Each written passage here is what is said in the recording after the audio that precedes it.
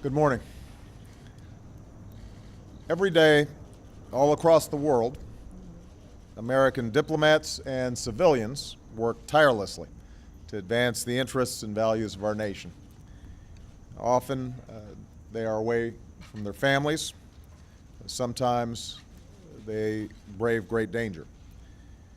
Yesterday, 4 of these extraordinary Americans were killed in an attack on our diplomatic post in Benghazi. Among those killed was our ambassador, Chris Stevens, as well as Foreign Service Officer Sean Smith. We are still notifying the families of the others who were killed. And today, the American people stand united in holding the families of the 4 Americans in our thoughts and in our prayers. The United States condemns in the strongest terms this outrageous and shocking attack.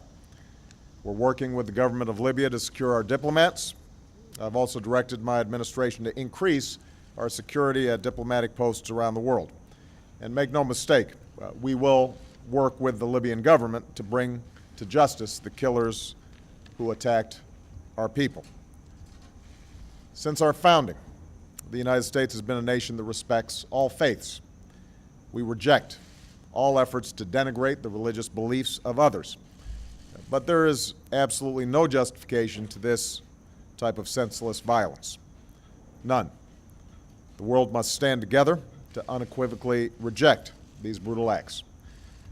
Already, many Libyans have joined us in doing so, and this attack will not break the bonds between the United States and Libya. Libyan security personnel fought back against the attackers alongside Americans. Libyans helped some of our diplomats find safety, and they carried Ambassador Stevens' body to the hospital, where we tragically learned that he had died. It's especially tragic that Chris Stevens died in Benghazi because it is a city that he helped to save. At the height of the Libyan revolution, Chris led our diplomatic post in Benghazi. With characteristic skill, courage, and resolve, he built partnerships with Libyan revolutionaries and helped them as they planned to build a new Libya. When the Gaddafi regime came to an end, Chris was there to serve as our ambassador to the new Libya, and he worked tirelessly to support this young democracy, and I think both Secretary Clinton and I relied deeply on his knowledge of the situation on the ground there. He was a role model to all who worked with him and to the young diplomats who aspire to walk in his footsteps.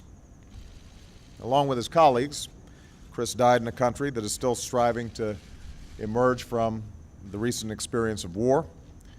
Today, the loss of these 4 Americans is fresh, but our memories of them linger on. I have no doubt that their legacy will live on through the work that they did far from our shores and in the hearts of those who love them back home. Of course, yesterday was already a painful day for our nation as we marked the solemn memory of the 9/11 attacks. We mourned with the families who were lost on that day. I visited the graves of troops who made the ultimate sacrifice in Iraq and Afghanistan at the hallowed grounds of Arlington Cemetery and had the opportunity to say thank you and visit some of our wounded warriors at Walter Reed. And then last night, we learned the news of this attack in Benghazi. As Americans, let us never, ever forget that our freedom is only sustained because there are people who are willing to fight for it, to stand up for it, and in some cases, lay down their lives for it. Our country is only as strong as the character of our people and the service of those, both civilian and military, who represent us around the globe. No acts of terror will ever shake the resolve of this great nation, alter that character, or eclipse the light of the values that we stand for. Today we mourn for more Americans who represent the very best of the United States of America. We will not waver in our commitment to see that justice is done for this terrible act, and make no mistake, justice will be done. But we also know that the lives these Americans led stand in stark contrast to those of their attackers. These 4 Americans stood up for freedom and human dignity. They should give every American great pride in the country that they served. and the hope that our flag represents to people around the globe who also yearn to live in freedom and with dignity. We grieve with their families, but let us carry on their memory, and let us continue their work of seeking a stronger America and a better world for all of our children. Thank you. May God bless the memory of those we lost, and may God bless the United States of America.